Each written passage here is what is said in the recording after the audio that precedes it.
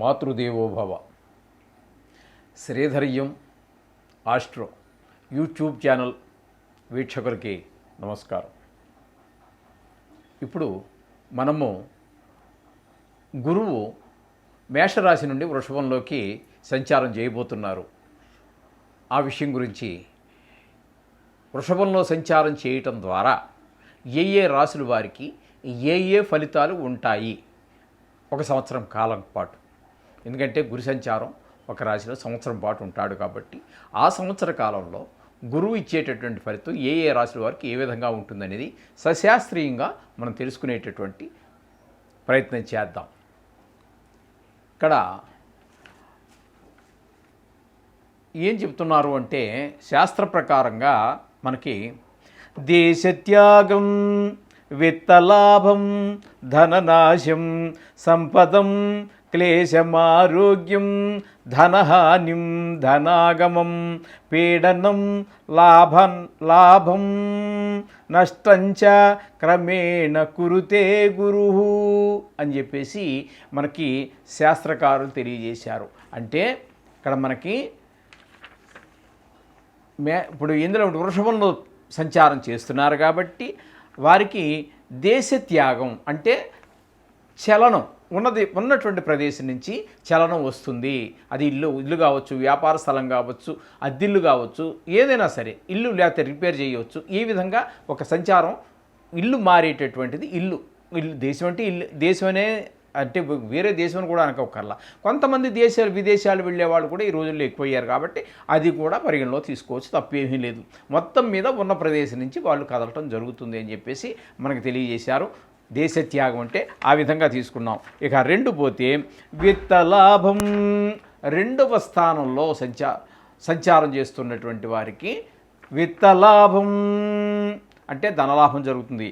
ఎవరికి రెండవ స్థానంలో సంచారం జరుగుతోంది అంటే మేషరాశి వారికి రెండవ స్థానంలో సంచారం జరుగుతోందండి. వాళ్ళకి ధనలాభం, వాళ్ళు ఊహించిన దానికంటే, వాళ్ళు ఆలోచించిన దానికంటే, వారు పడిన శ్రమ కంటే ఎక్కువ ధనాన్ని వాళ్ళు ఈ సంవత్సర కాలంలో వాళ్ళు పొందగలుగుతారు అని చెప్పేసి మనకు శాస్త్రం తెలియజేస్తుంది. అలాగే మూడవ స్థానంలో అంటే మూడవ స్థానం ఏమవుతుందండి? మీనరాశి అవుతుంది.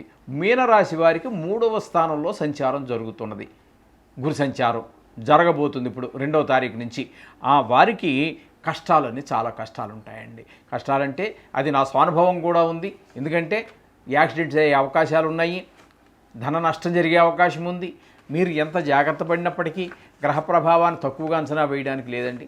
అందుచేత కొంచెము డ్రైవింగ్ చేసేటప్పుడు కావచ్చు, మిగతా ధన విషయాల్లో కావచ్చు, అన్ని విషయాల్లోనూ కూడా కొంచెం చాలా అప్రమత్తంగా ఉండవలసినటువంటి పరిస్థితి ఈ మేషరాశి వారికి జరుగుతుంది.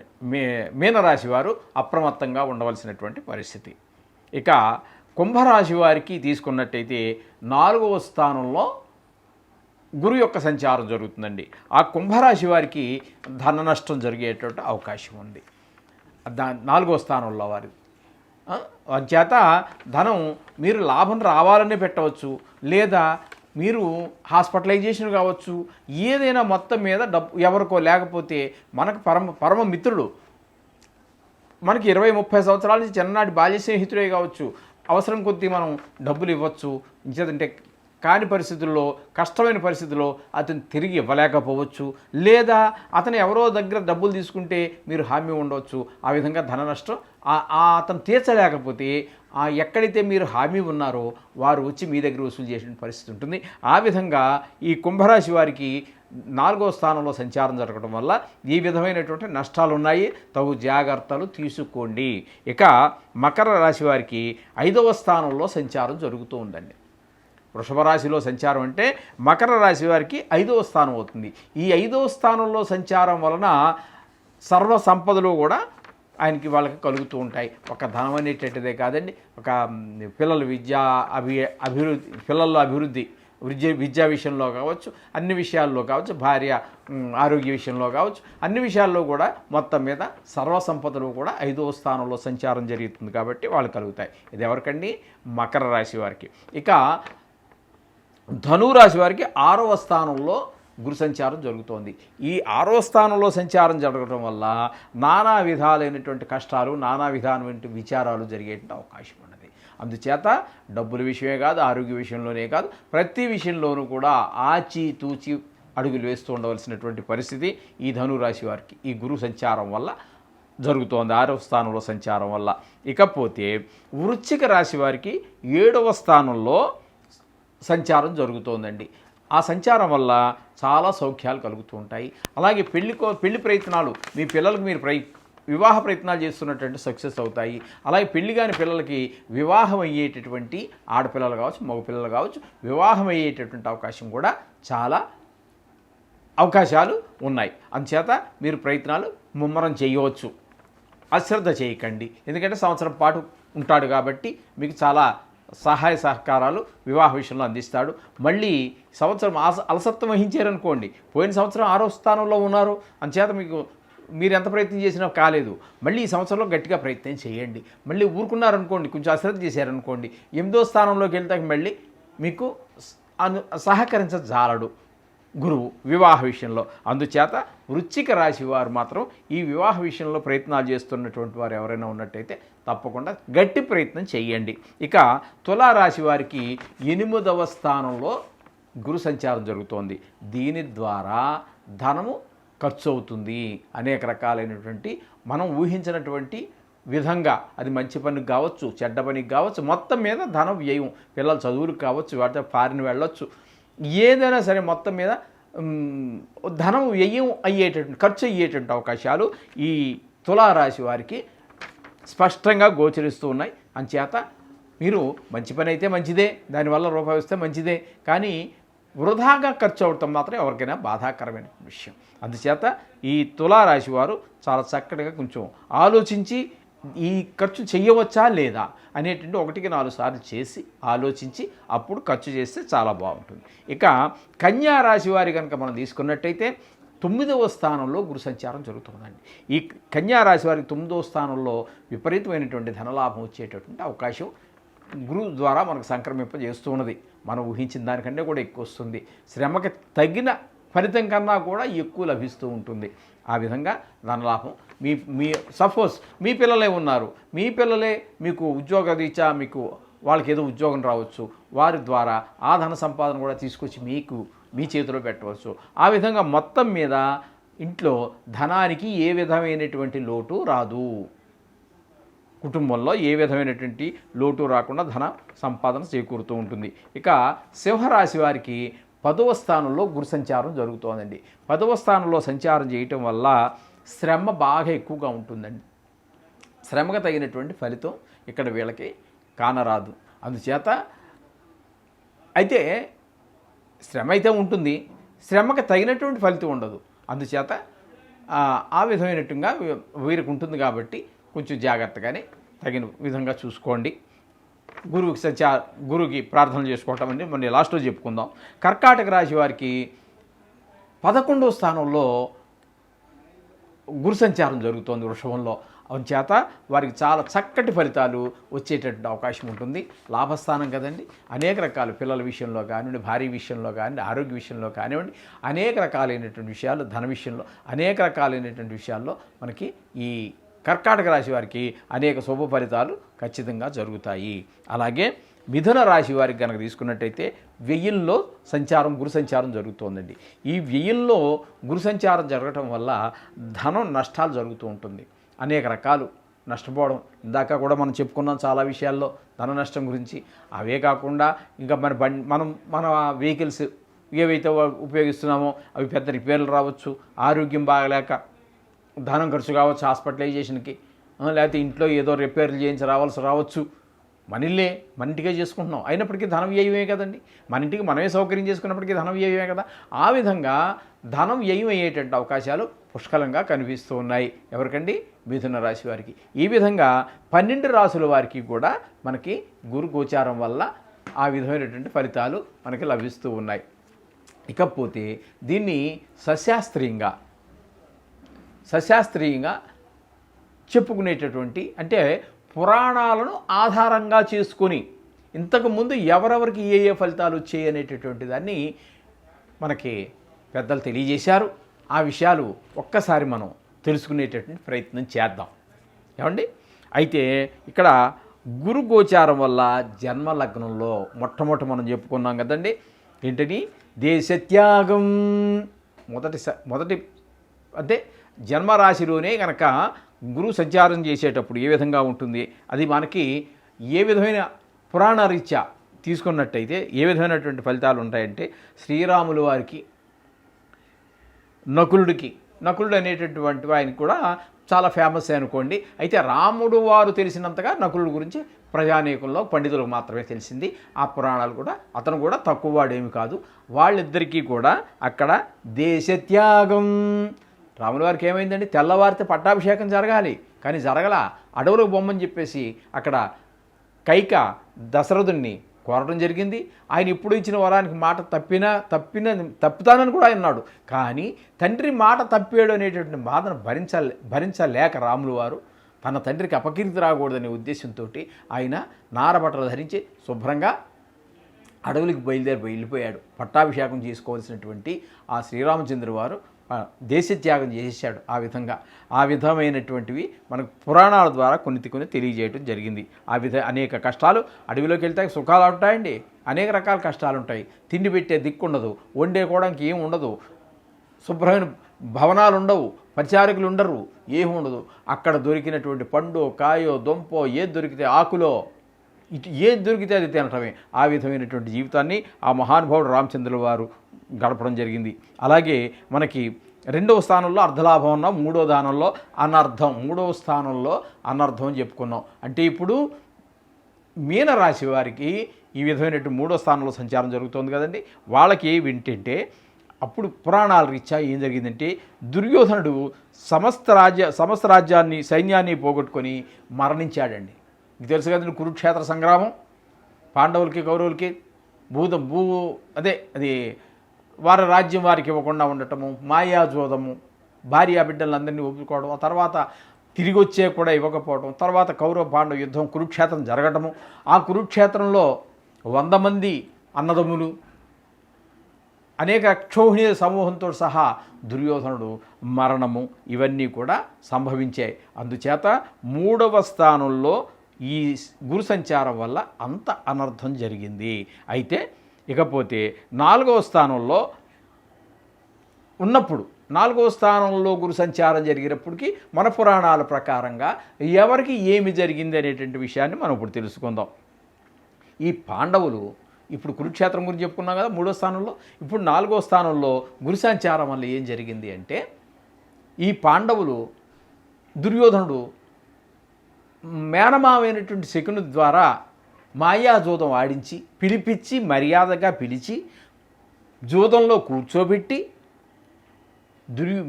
ధర్మరాజు జూదంలో జూద సూక్తం అని ఒక సూక్తం కూడా ఉందండి వేదంలో, మహానిష్ణాతుడు అయినా సరే మాయాజూదంలో గెలవడం కానీ కష్టం కదండి.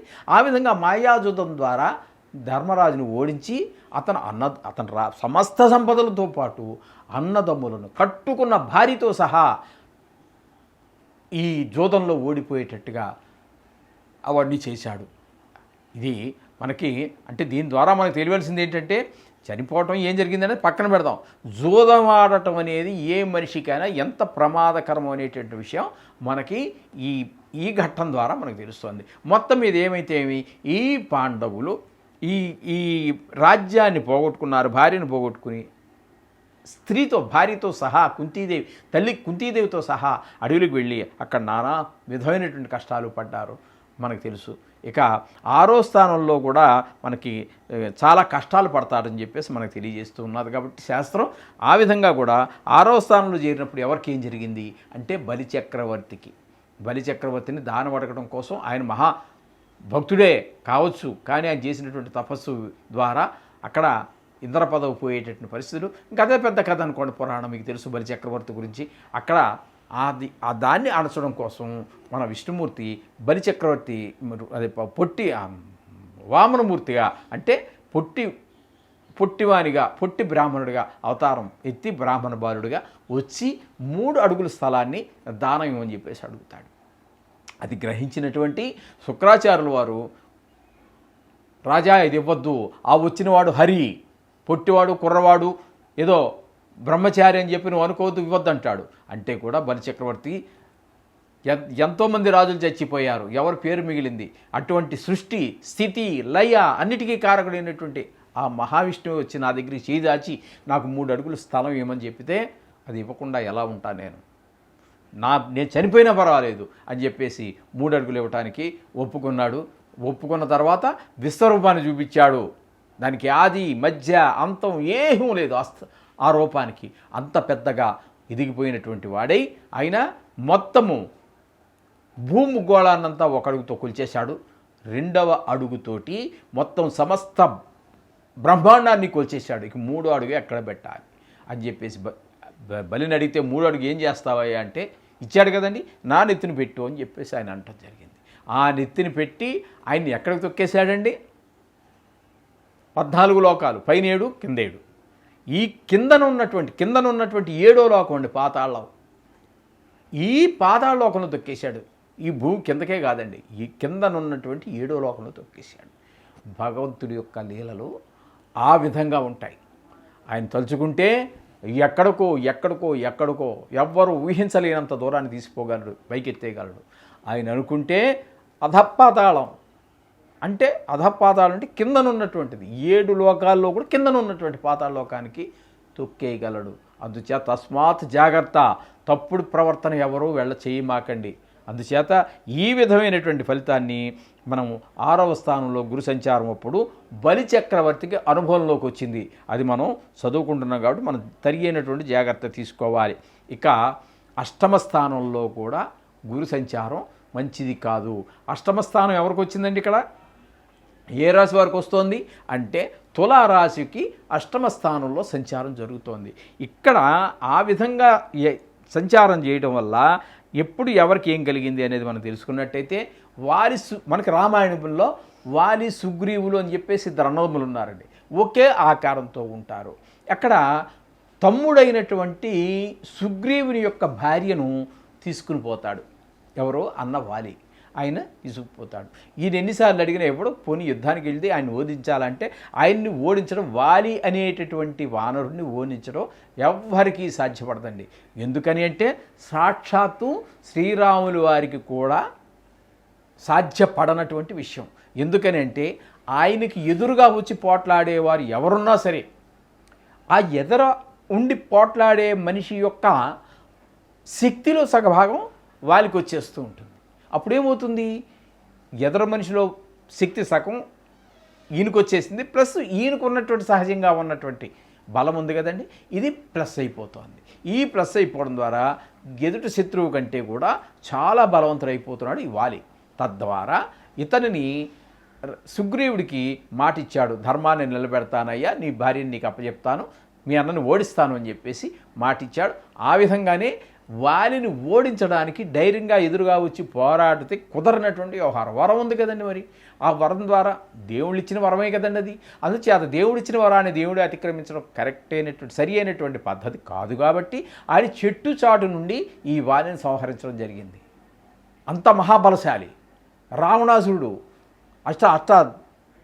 అష్ట దిక్పాలకుల్ని, నవగ్రహాల్ని అన్నిటినీ కూడా చెప్పినట్టు చేయమని ఆజ్ఞాపించినటువంటి రావణాసురుని కూడా ఒక నలిపేశాడండి. అటువంటి మహాబలశాలి వాలిని ఈ రాముడు చెట్టు చాటుని సంహరించడం జరిగింది.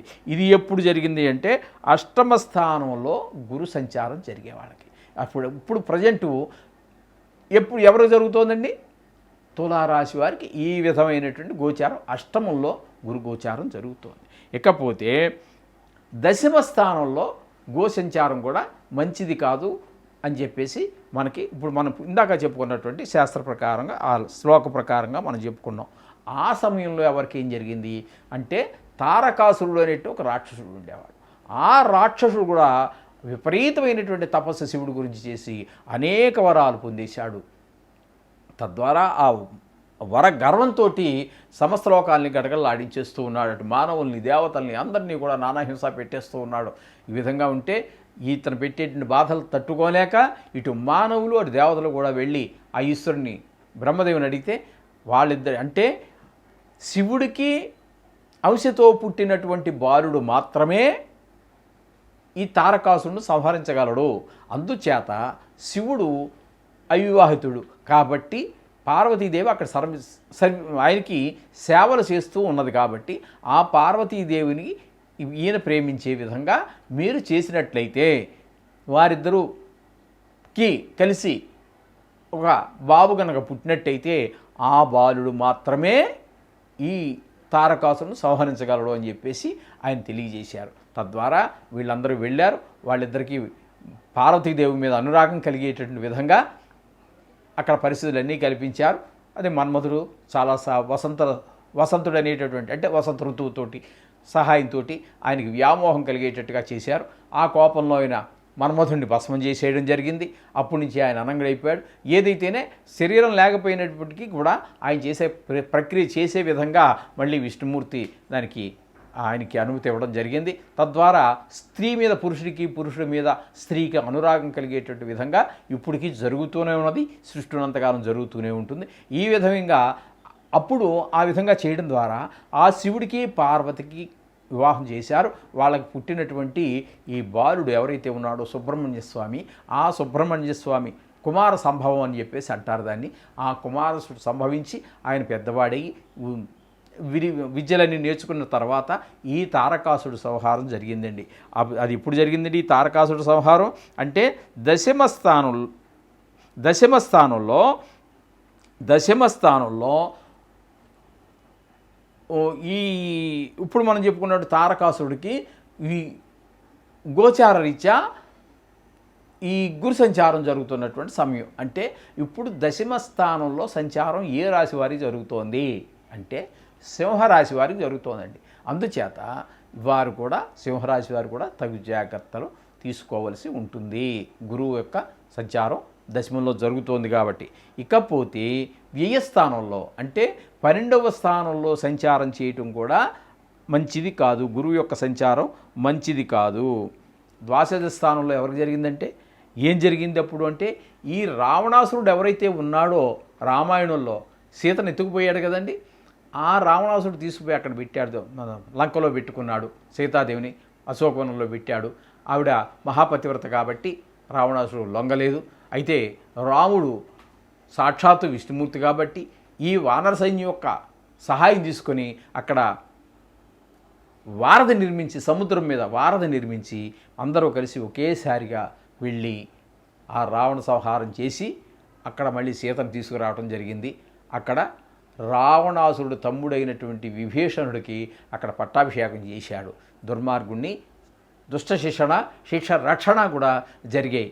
ఆ విధంగా ఇక్కడ వ్యయస్థానంలో జరగటం వల్ల, వ్యయస్థానంలో గురు సంచారం జరగటం వల్ల ఈ విధంగా రావణాసురుడు అనేటటువంటి వానికి మరణం సంభవించింది. అంటే ఇప్పుడు మనము వ్యయస్థానంలో గురు సంచారం జరుగుతోంది కాబట్టి ఏ రాశికి జరుగుతోంది ఇప్పుడు మనం చెప్పుకున్న కథన ప్రకారంగాను అంటే మనకి మిథున రాశి వారికి వ్యయస్థానంలో గురు సంచారం జరుగుతోందండి. ఈ విధంగా ఇప్పుడు అన్నీ విన్నారు కదండి. ఇవన్నీ పురాణాలకి వీటికి అనుసంధానం చేసి చాలామంది పెద్దలు చెప్పారు. అయితే ఈ చెప్పినటువంటి దానిని అంతా విని మీరు కంగారు పడిపోవద్దండి. అసలు విషయం అంతా ఇక్కడే ఉన్నదండి. నేను ఎప్పుడు ఏ ఎపిసోడ్ చేసి వాట్సాప్లో మనం ఇందులో పెట్టినప్పటికీ, యూట్యూబ్లో పెట్టినప్పటికీ ఇక్కడ నేను మొదట చెప్తూ ఉంటాను, ఇది కేవలం గోచారం మాత్రమే, జాతకానికి అనుసంధానం చేసుకోండి అని చెప్తూ ఉన్నాను కదండి. అదేవిధంగా మీరు ఈ గోచార ఫలితాలు వినేసి మీరు దీనికి ఏదో భయభ్రాంతులు కావద్దండి. మిమ్మల్ని భయభ్రాంతులు చేయడం కూడా నా ఉద్దేశం కాదు. అసలు విషయం ఇక్కడ ఉంది. ప్రతి వాళ్ళు కూడా జాగ్రత్తగా వినండి. గోచార ప్రకారంగా సంవత్సరం పాటు ఒక రాశిలో ఉంటాడు. రాశి అనేది 12 రాశులే కదండి మొత్తం ఉన్నవి. ఈ 12 రాశుల్లో ఒక సంవత్సరం కాలం పాటు ఉంటాడు. అలా 12 రాశులు తిరగడానికి ఎన్నాళ్ళు అవుతుందండి? 12 సంవత్సరాలు పడుతుంది. అంటే మనిషి సామాన్య మానవులు మనకు 100 సంవత్సరాలు అంటే ఇందులో 40 ఏళ్ళు బతకచ్చు, 50 ఏళ్ళు బతక, అది వేరే విషయం. పూర్ణ ఆయుర్దాయంగా 100 సంవత్సరాలు చెప్పారు. 100 సంవత్సరాలు చెప్పినప్పుడు ఈ చెప్పినటువంటి స్థానాలు ఎన్నిసార్లు వస్తాయి? ఇప్పుడు సపోజ్ తులారాశి ఉందండి, అష్టమంలో గురు సంచారం జరుగుతోంది. ఇప్పుడు నన్నే తీసుకుందామండి, నాదే తులారాశి అనుకోండి. ఎన్నిసార్లు వస్తుందండి నాకు 100 సంవత్సరాలు అయితే? 7 12 84, 8 12 96, 8 సార్లు నా జీవిత కాలంలో 8 సార్లు తులారాశి వాళ్ళకి వస్తుంది. ఏ రాశి తీసుకున్నా కూడా 100 సంవత్సరాలు పెట్టారు కాబట్టి ఖచ్చితంగా 8 సార్లు వస్తుంది. 8 సార్లు చచ్చిపోతారండి ఎవరైనా? ఏ మనిషి అయినా 8 సార్లు చచ్చిపోవడం ఉంటుంది, ఒకసారిగా చచ్చిపోయేది. అంటే 12 ఏళ్ళకి చచ్చిపోవాలిగా అందరూ, 12 ఏళ్ళకి ఒకసారి వస్తుంది కాబట్టి. అచేత ఇది ఎప్పుడూ కూడా నేను ఎప్పుడూ చెప్తున్నట్టుగానే ఇది కేవలం గోచారమే, జాతకానికి అనుసంధానం చేసుకోవాలి అని చెబుతూ ఉన్నాను. అదొక్కసారి మరొకసారి రుజువు చేయడం కోసమే మీకు ఈ విషయాలని చెప్పాను, మిమ్మల్ని భయభ్రాంతులు చేయడానికి కాదు. జాతక రీత్యా మనకి ఆయుర్దాయం తెలుసుకునేటటువంటి విధానాలు మనకి సాక్షాత్తు ఆ పరాశరులు వారు తెలియజేశారు. 32 రకాల పద్ధతుల్లో తెలియజేశారు, దానికి అనుసంధానం చేసుకోండి. అయితే ఆ సమయానికి ఇక్కడ ఇది జరిగేటటువంటి గోచార రీత్యా ఈ విధంగా దానికి మనకు కలిసేటువంటి అవకాశం ఉంటుంది. అందుచేత మీరెవ్వరూ దీని గురించి భయపడిపోకలేదు, భయభ్రాంతులు కాకండి. అలాగే ఇప్పుడు మిగతా కొన్ని స్థానాల్లో మహాదృష్టం కలిసి వస్తుందని చెప్పాం, అందుచేత మీరు ఎగిరికి గంతేసి ఎక్కర్లేదండి.